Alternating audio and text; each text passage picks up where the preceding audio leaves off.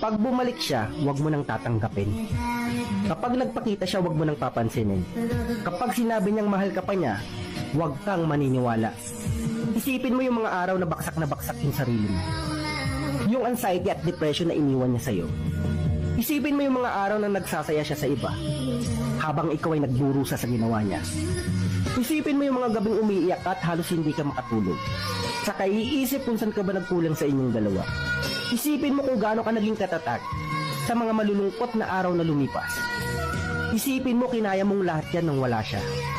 Kaya kung babalik man siya, huwag mo nang tatanggapin pa. Huwag mong hahayaan na maging option ka niya, na maging best choice ka niya kapag no choice na siya. You don't deserve that. Huwag kang magiging marupok. Huwag mong hahayaan yung sarili mo na bumalik ka pa sa sitwasyon na minsan mo napagdaan.